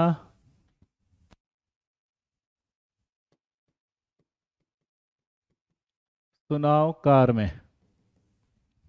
क्लियर। इसके अलावा जो आपका एक तो V2O5 अभी बताया, एक आपका AS2O3, ये एम्फोटेरिक होंगे, ठीक। अब डी ब्लॉक के अंदर खास बात याद रखेंगे, जैसे CrO आ गया, ठीक है, CrO2O3 आ गया, CrO2 आ गया और CrO3 आ गया। लोअर ऑक्सीडेशन स्टेट वाले क्या बोला था अभी अभी उन्होंने, बताओ, बेसिक, और ये क्या बोले थे बताओ अभी अभी, एसिडिक, ठीक है। इसी तरह से MnO आ गया, Mn3O4 आ गया, Mn2O7 आ गया, और Mn3O4 आ गया, Mn2O3 आ गया, MnO2 आ गया, और MnO2O7 आ गया। तो यहाँ देखो क्या आएगा, +2, यहाँ क्या आएगा 8/4, यहाँ आएगा +3, यहाँ आएगा +4 +7। ये आपका जो होगा वापस ये बेसिक होगा, ये आपका जो हायर ऑक्सीडेशन स्टेट है वो एसिडिक हो गया, और जो बीच वाले होंगे वो क्या होंगे बताओ, एम्फोटेरिक। मैं ऐसे गोला लगा देता हूँ, ये सब एम्फोटेरिक होंगे। तो डी ब्लॉक में अगर वेरिएबल ऑक्सीडेशन स्टेट है तो आप याद रहेंगे ये सारे एम्फोटेरिक होंगे, ये बेसिक और ये बेसिक होंगे, हाँ या ना। ये पूरा सवाल आता है 2 से 3 साल बार आ चुका है। क्लियर, हाँ या ना, ठीक, क्लियर है बॉस। ये सब एम्फोटेरिक आएंगे, ये भी एम्फोटेरिक है। ये बहुत बहुत फेमस क्वेश्चन है, इसको याद कर लो अच्छे से। कर लिया, जल्दी बोलो, कर लोगे लल्ला।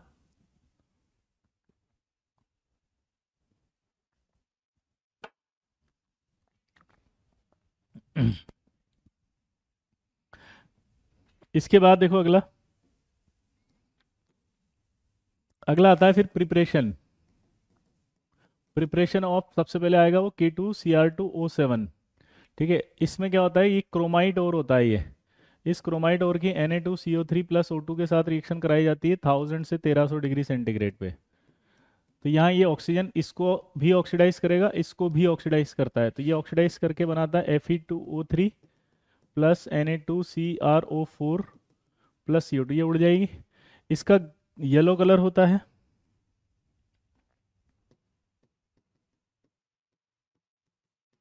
और इसका जो है वो ब्राउन होता है, रेडिश ब्राउन। ठीक है, ये इनसॉल्युबल है और ये सॉल्युबल है। फिर इसको डिसॉल्व करते हैं,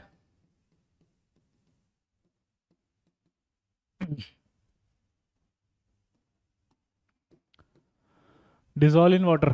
तो ये डिसॉल्व वाटर करने पर ये तो आ जाएगा रेजिड्यू में, और ये आ जाएगा आपका किस में, फिल्ट्रेट में।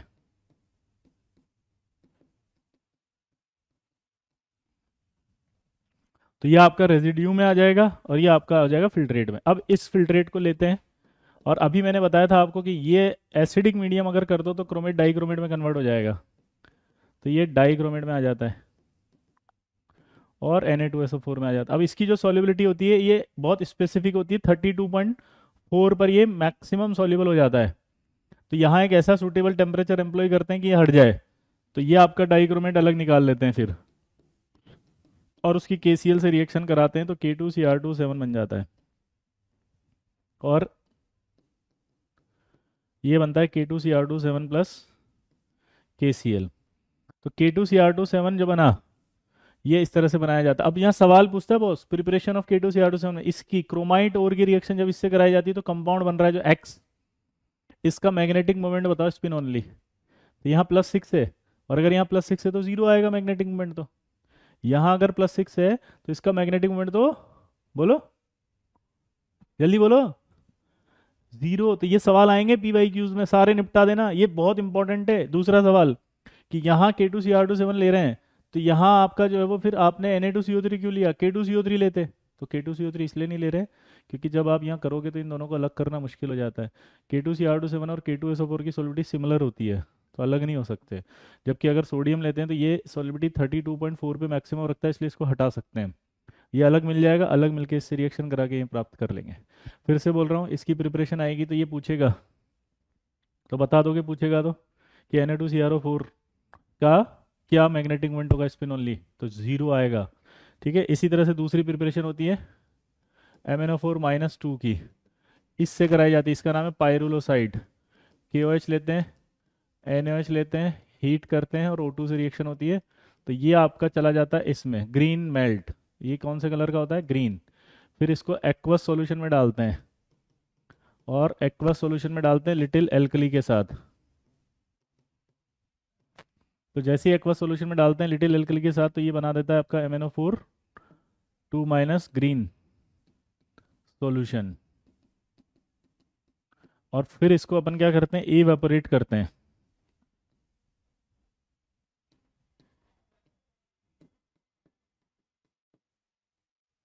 अगर इसको NaOH के साथ करेंगे तो ये बनेगा आपका Na2CrO, sorry, Na2Cr2O7, Na2Cr2O7।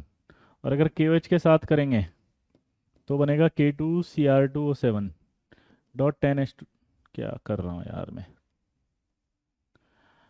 Na2MnO4 .10H2O, और ये बनेगा सिर्फ K2MnO4। तो इस तरह से बाहर निकाल सकते हैं इसको। क्लियर है बॉस, ये हो जाएंगे Na2MnO4 .10H2O और एक आपका K2MnO4। हाँ है ना, सिंपल है कि नहीं है बॉस। ये आपका प्रिपरेशन हो गया। अब इसमें एक खास बात आपसे पूछी जाएगी बार बार, ये इसकी प्रॉपर्टी बार बार पूछता है ये, कि ये जो होता है ना, एग्जिस्ट करता है ओनली इन, जल्दी बोलो, स्ट्रॉन्ग अल्कलाइन सॉल्यूशन। किस में एग्जिस्ट करेगा, जल्दी से बताओ, ये स्ट्रॉन्ग एल्कलाइन। अगर आप एक्वस लेते हैं, एसिडिक लेते हैं, न्यूट्रल लेते हैं, या लाइट बेसिक लेते हैं, इट विल डिसप्रोपोर्शनेट। और डिसप्रोपोर्शनेट होकर के ये बनाएगा सीधा MnO4 माइनस प्लस MnO2। क्या बनाएगा ये बताओ? MnO4 माइनस 2 से ये MnO2। अब दिमाग की बत्ती जलाओ। ये आपका आ गया और ये यहाँ से यहाँ आ गया, ये देखो ये +7 आ गया, +4 आ गया और ये +6 था। ये बहुत सारे सवाल पूछेगा यहाँ, याद रहेगा ये? क्लियर है बॉस? ये सारे सवाल पूछेगा, निपटा दोगे। अब इनके स्ट्रक्चर्स पूछेगा, इनके जो स्ट्रक्चर है वो देखना जरा। MnO4 माइनस ये, इसके अंदर कुछ भी नहीं है, देखो ये आपका ऐसा है, ये कोऑर्डिनेशन का पार्ट है। इसका हाइब्रिडेशन D3S होता है, टेट्राहेड्रल होता है, ठीक है। कलर जो आएगा इसमें वो आएगा ड्यू टू चार्ज ट्रांसफर।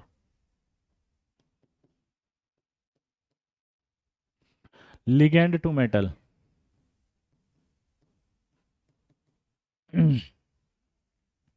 यहाँ आएगा colour due to charge transfer ligand to metal.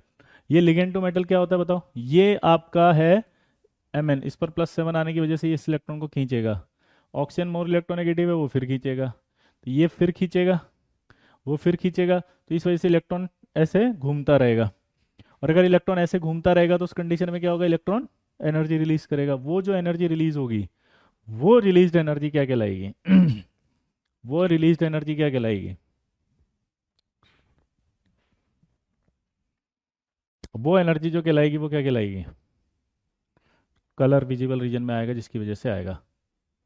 पक्का? तो कर लोगे भाई? जल्दी बताओ, सिंपल है कि नहीं है? सिंपल है कि नहीं लल्ला? वो एनर्जी कहलाएगी, तो इसको बोलते हैं। अब ऐसे लिंक इस शॉर्ट में लिखा आता है वो CTLM, यानी कि charge transfer ligand to metal, तो इसमें कलर उसकी वजह से आएगा, ठीक है।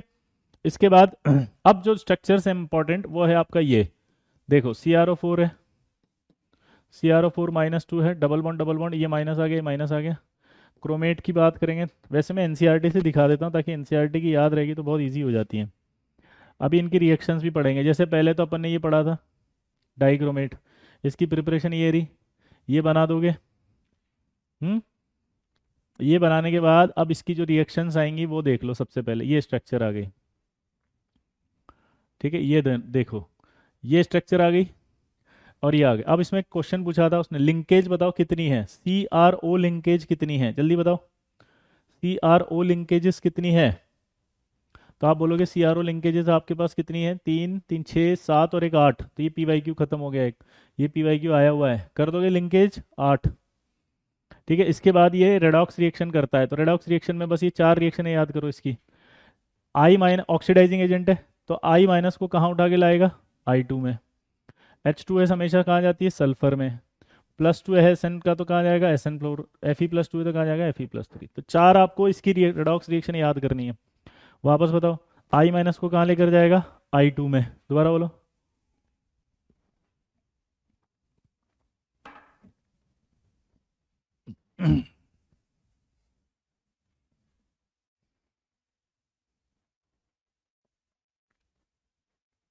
I- कहाँ जाएगा? I2 में, ठीक है, ध्यान रखना। दूसरा क्लियर? H2S कहाँ जाएगा? सल्फर में। अब इधर आ जाओ, क्रोमेट के अंदर अभी प्रिपरेशन बताई। ये अगर मैं इसका करवा रहा हूं, ये देखो एयर या KNO3 से MnO4, इसका करा रहा हूं electrolytic oxidation in alkaline solution, तो ये MnO4 2- कहाँ चला जाएगा? MnO4- में। ये भी सवाल आएगा कि X एक है, अगर वो इलेक्ट्रोलाइटिक उसका ऑक्सीडेशन करते हैं तो Y बनता है, तो Y का स्पिन ओनली मैग्नेटिक मोमेंट बताओ, नियरेस्ट इंटीजर वैल्यू, तो क्या आएगा? 0, क्योंकि इसके ऊपर एक भी अनपढ़ इलेक्ट्रॉन नहीं है। ऐसे सवाल आएंगे, कर दोगे। ये MnO4- जो होगा 2 है, ऑक्सीडाइज कर रहे हो, लिखा ना एल्कलाइन सॉल्यूशन ऑक्सीडेशन, तो एक ही में जाएगा वो सिर्फ MnO4- में, ठीक है। तो चला गया। इसके बाद रिएक्शंस करो, ये सारी रिएक्शनें आप अच्छे से कर लो क्योंकि इसकी आएगी MnO की। देखो पहली रिएक्शन, ये बहुत फेमस रिएक्शन आती है थायोसल्फेट के साथ। थायोसल्फेट है, Mn+2 है, ये इसको ऑक्सीडाइज करेगा, पर ऑक्सोडाइसल्फेट, सॉरी, पर ऑक्सोडाइसल्फेट इसको ऑक्सीडाइज करेगा किसमें? MnO4- में, और खुद सल्फेट में आ जाता है। पोटेशियम पर मैग्नेट क्या होता है? डार्क पर्पल, यानी कि ऑलमोस्ट ब्लैक। ठीक है, और ये आपका देखो, अगर इसको हीट करें अपन, ये हीटिंग इफेक्ट है, इसको हीट करेंगे तो किस में जाएगा? K2MnO4, MnO2 और O2। ये आपका कैसा होगा? बोलो ग्रीन। ये कैसा होगा? ब्राउन। क्लियर? तो ये आपको याद हो जाएगा, दो चीज़ें याद होगी। परऑक्सो डाइसल्फेट से रिएक्शन कराएंगे इसकी, तो ये MnO4 में जाएगा, वो सल्फेट में चला जाएगा। ये आपका किस में जाएगा? इसमें और इसमें। The manganese and परमैग्नेट ion have tetrahedral, साफ साफ लिखा हुआ है, ये मैग्नेट और परमैग्नेट दिखा टेट्राहेड्रल। ठीक है, the pi bonding takes place by overlap of p orbital of oxygen with d orbital of manganese. वो पाई बॉन्ड भी था, अभी बताया था स्ट्रक्चर में। The green manganate is paramagnetic, बिल्कुल सही है, because of unpaired electron, but the permanganate diamagnetic due to unpaired electron. उसके बाद ये रिएक्शन दे रखी है इसकी, देखो ये याद करो फटाफट से कि एसिडिफाइड परमैग्नेट सॉल्यूशन ऑक्सीडाइज, ये एसिडिफाइड है, ऑक्सलेट अगर होगा तो उसको तो CO2 में ले जाएगा, +2 को +3 में, नाइट्राइट नाइट्रेट में, I-I2 में। ये तो क्लियर हो गया।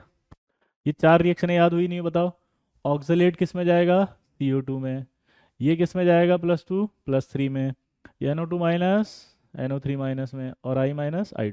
ये चारों रिएक्शन याद करो फटाफट से। जल्दी जल्दी जल्दी, लल्ला मचा दे हल्ला गली मोहल्ला।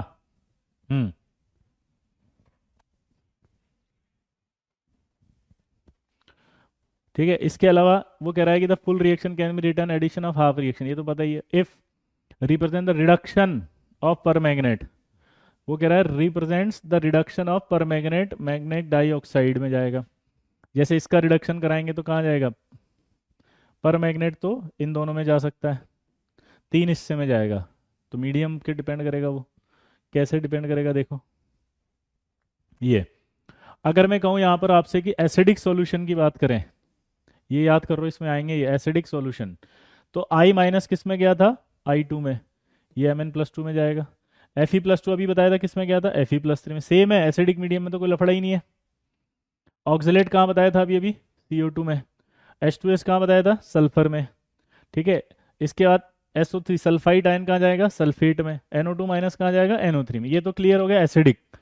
अल्कलाइन जब होता है मीडियम फ्रेंडली यानी कि लो, तो आपका MnO4 हमेशा MnO2 में जाएगा। स्ट्रॉन्ग एल्कलाइन होता तो MnO4-2 में जाता। तो अब बताओ I- कहाँ जाएगा? ये बहुत इंपॉर्टेंट है।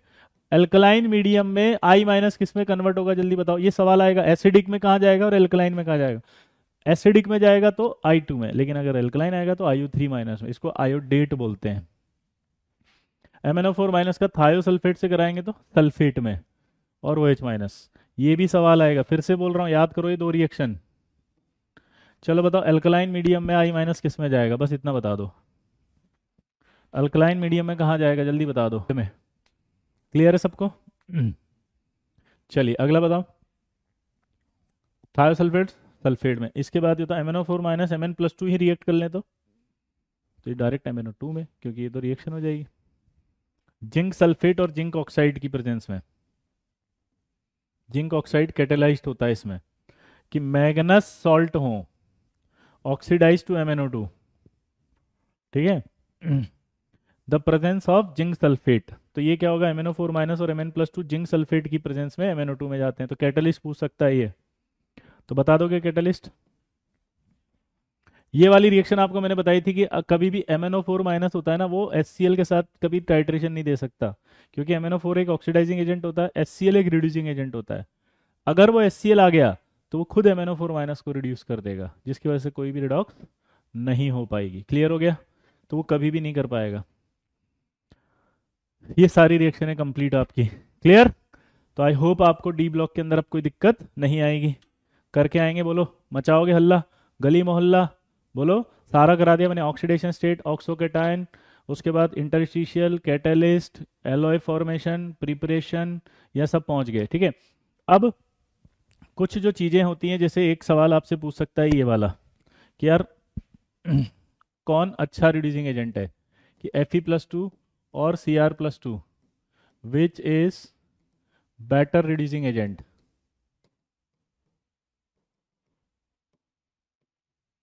तो आप नॉर्मल देख करके तो क्या बोलोगे यार कि Fe+2 से Fe+3 जा रहा है, और ये Cr+2 से Cr+3 जा रहा है, यही बोलोगे आप तो, हाँ है ना। तो जब आप ये बोलोगे तो इस कंडीशन में आपको ऐसा लगेगा ये 3D+2 है ना, तो 3D+2 से करो, तो 3D क्या आएगा 6, तो यहाँ 3D 5 हो जाएगा, यहाँ 3D 4 है, यहाँ 3D 3 हो जाएगा। तो आपको ऐसा लगेगा यार Fe ज़्यादा अच्छा होगा क्योंकि हाफ फिल्ड हो रहा है, लेकिन जब भी आपका ऑक्सीडाइजिंग एजेंट निकालना होता है हमेशा पानी में निकालते हैं, एक्वस में। तो ये जो सिचुएशन आप बोल रहे हो ऐसी है ही नहीं। हाँ ये अब ऐसी होगी, ये +2 से जाएगा FeH2O6+3 में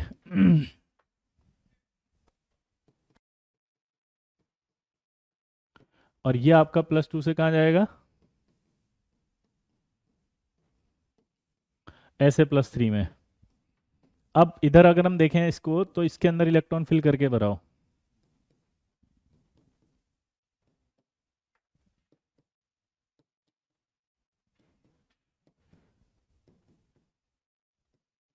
ये तो आप भर के बताओ, अगर आप तो दिमाग की बत्ती जलेगी।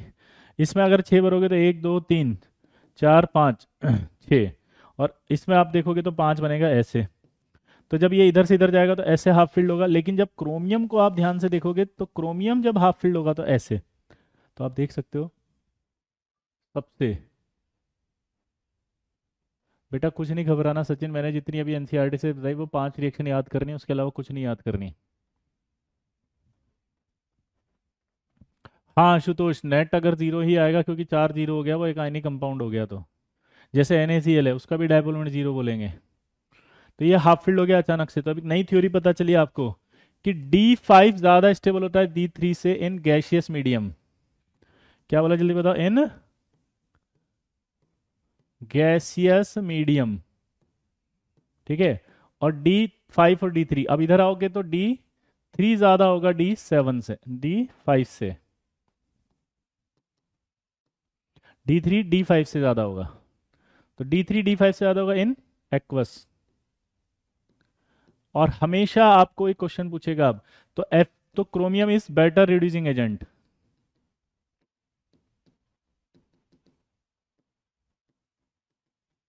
क्लियर, Fe से। तो ये सारे सवाल आप निपटा दोगे अब, जल्दी बताओ, हाँ या ना, जल्दी से बताओ, पक्का। तो अब देखो मजेदार बात, क्या मजेदार बात है, देखो सबसे पहले 2 4 PYQs भी करवा ही देता हूं मैं आपको, ताकि आपका कॉन्फिडेंस और बिल्ड हो जाए, फिर आप कर लेना, ये PDF डाल देंगे चलो बताओ फटाफट NaCl react with concentrated H2SO4 and K2Cr27 to give a reddish fumes, ठीक है, जल्दी से बताओ क्या होगी। हम्म ये PYQs है 24 के, जल्दी बताओ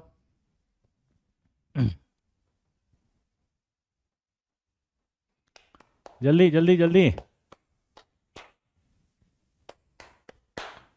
फटाफट से। अब ये याद आना चाहिए आपको, ये हमने सॉल्ट के अंदर भी बताया था। सॉल्ट के अंदर क्या बताया था बताओ, कि यार जब NaCl था और आपका ये H2SO4 था और K2Cr27 था, तो एक क्रोमिल क्लोराइड बनता है, याद है, CrO2Cl2, और इसको NH में से पास करते हैं तो Na2CrO4 बन जाता है। तो ये सॉल्ट से मिक्स हो गया है, तो ये आंसर आ गया। तो इसका मतलब आंसर CrO2Cl2 और Na2CrO4, ठीक है ए। अगला करके बताओ, तो इलेक्ट्रॉनिक ये तो F ब्लॉक आ गया। ये वाला बताओ, अभी भी बताया था। हम्म बताओ फटाफट, हाँ PDF दे देंगे अभी, है ना, यस। जल्दी बताओ फटाफट, इसमें कुछ भी नहीं करना है इसके अंदर, तो फोटोग्राफी, ये जी पॉलीथीन्स प्रिपरेशन, हैबर प्रोसेस, तो एक बताओ कौन सा बचा, D, क्योंकि मैंने इसमें पैलेडियम बताया था। अगला करो, ये भी S ब्लॉक में आ गया, फ्लेम टेस्ट है अभी तो। चलो तो बताओ, तो element which shows only one oxidation state, अभी बताया था, याद करो जल्दी से, स्कैंडियम +3। अगला बताओ, ये तो डी उसके कोऑर्डिनेशन, क्या दिक्कत आता है, क्योंकि डी ब्लॉक में सॉल्ट के और उसके मिक्स हो जाते हैं, और आप सोचते हो मुझसे PYQs नहीं हो रहे। अब बता रहा हूं ना मैं, देखो ये जल्दी consider the following reaction, MnO2 plus KOH plus O2, A plus water, product A in neutral और एसिडिक मीडियम डिसप्रोपोर्शनेट। अब बताओ प्रोडक्ट A कौन सा होगा, जल्दी करो। प्रोडक्ट A कौन सा होगा, देखो प्रोडक्ट A की बात करें तो यहाँ पर प्रोडक्ट A आपका अभी बताया था MnO2 और KOH और O2 होता है, तो MnO4 -2, ए इन न्यूट्रल और acidic medium disproportionate give B and C. तो अभी बताया था बी और सी कौन से होंगे जो डिसप्रोपोर्शनेट होंगे, वो इन दोनों में चले जाएंगे। अब क्या बचा, ठीक है, the sum of spin only magnetic moment of B and C. तो इसका तो जीरो आएगा और इसका +4 है, तो Mn+4 में आप देखो कि 3d5 4s2 है, +4 है तो 2 यहाँ से और 2 यहाँ से, तो यहाँ कितने बचे 3, तो 3.87। तो 3.87 का नियरेस्ट इंटीजर वैल्यू क्या होगा 4, तो 4 + 0 कितना आएगा 4। मैंने बोला था ना ऐसे सवाल आएंगे।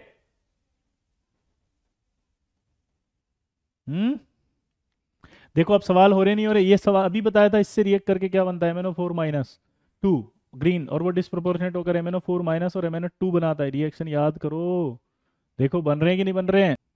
अगला करके बताओ, the first row transition metal in its +2 oxidation state has a spin only magnetic moment value of 3.86।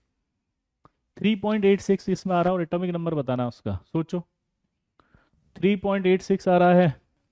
First और ट्रांजिशन एलिमेंट +2 ऑक्सीडेशन स्टेट, तो वेनेडियम ही होना चाहिए मेरे हिसाब से, तो क्योंकि 3d3 4s2 होता है, +2 करेंगे तो 3 बचेगा, तो इसका मतलब atomic number scandium titanium vanadium 23, सी आ गया।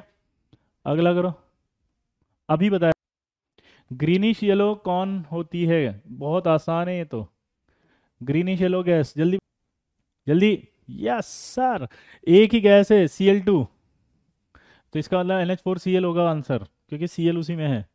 डी, वेरी गुड, बस मजा आ रहा, लल्ला मचा दे हल्ला। ओ भाई बताओ फटाफट जल्दी, आप ही करो इनको।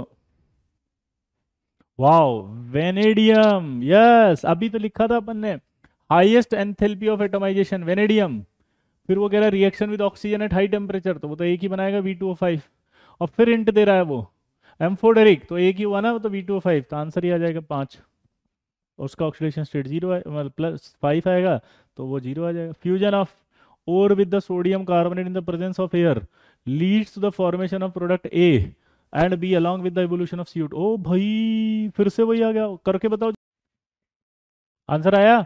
देखो सोडियम क्रोमेट से रिएक्शन करके क्या बना था अभी लास्ट में, अभी भी रिएक्शन बताई थी, ये क्या बताई थी बताओ, कि यार क्रोमाइट और जो होता है वो ये होता है FeO.Cr2 3 प्लस Na2CO3 + O2, और वो रिएक्ट करके क्या बना रहा था जल्दी बताओ, वो बना रहा था Na2CrO4 प्लस आपका Fe2O3, और अभी बताया था मैंने कि ये येलो होता है, तो जल्दी से बताओ फटाफट से क्या होगा, क्या कह रहा है वो, the sum of spin only magnetic moment, इसका तो +6 हो गया, इसका +3 हो गया, +3 के अंदर ये आएगा आपका 3d5, तो यानी 5 अनपेड इलेक्ट्रॉन आएगा, 5.92 है तो 6 हो जाएगा, 6 + 0 आपका 6 आएगा, यही आंसर है। अभी देखो मैंने आपको सिखाया था ऐसे सवाल आएंगे, तो मेरे हिसाब से अब आपको समझ में आ गया कि रिवाइज करना है आपको,